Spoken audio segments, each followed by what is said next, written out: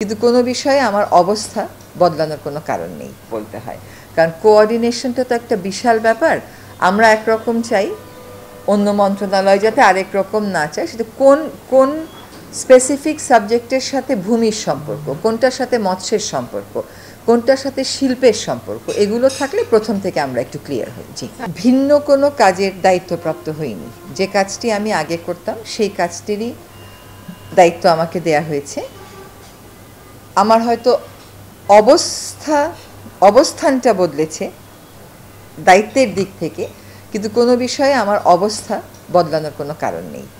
পরিবেশ মন্ত্রণালয় এবং পরিবেশ মন্ত্রণালয়ের অধীনে পরিবেশ, বন ও জলবায়ু বিষয়ক মন্ত্রণালয়ের অধীনে যতগুলো বিভাগ আছে তারা যেন পরিবেশ ন্যায় বিচারটাকে তাদের দর্শন হিসাবে গ্রহণ করে এবং সেভাবে তাদের কর্মপরিকল্পনাকে সাজায়।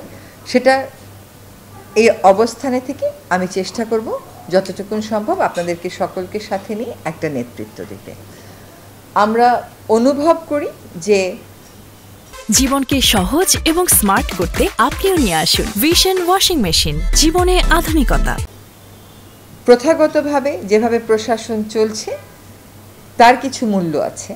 এতদিনের সিস্টেম তো মূল্যহীন হতে পারে না, কিন্তু ডেলিভারি বেটার করতে, জনগণের প্রত্যাশা পূরণের জায়গাটা বেছে নিয়ে এই যে গণ অভ্যুত্থানটা হয়ে গেল, সেই অভ্যুত্থানের থেকে যে প্রত্যাশাগুলো আছে সেগুলোর সাথে আমাদেরকে একটা সংযোগ ঘটাতে হবে।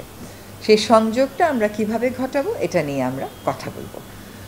আমরা কিছু কাজ অগ্রাধিকার ধরে নিই, অগ্রাধিকারের একটা তালিকা এই মন্ত্রণালয়ের প্রস্তুত করা আছে, সেখানে কিছুটা হয়তো সংযোজন বিয়োজন হবে।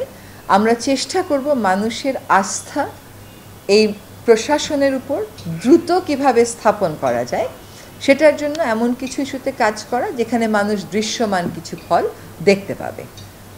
সকল ক্ষেত্রের জন্য সুশাসন, জবাবদিহিতা ও স্বচ্ছতা নিশ্চিত করার জন্য প্রশাসনিক কিছু ব্যবস্থা আমরা গ্রহণ করব। পরিবেশ অধিদপ্তর কী সিদ্ধান্ত নেয়, পরিবেশ মন্ত্রণালয় কী সিদ্ধান্ত নেয়, এর বিভাগগুলো কী সিদ্ধান্ত নেয়, সেগুলো জনগণের কাছে প্রথম থেকেই আমরা তুলে ধরব। আর জনগণের মতামত গ্রহণ, তাদের অভিযোগ গ্রহণ এবং নিষ্পত্তি, এইগুলোর ব্যবস্থাতেও কোনো পরিবর্তন সাধনের সুযোগ আছে কিনা, যাতে করে এটা সবার কাছেই অ্যাক্সেসেবল হয়, সেটা নিশ্চিত করার জন্য কাজ করব। আমি কিন্তু গণমাধ্যমের পূর্ণ সহযোগিতা চাচ্ছি আমাদের এই কাজে। ধন্যবাদ।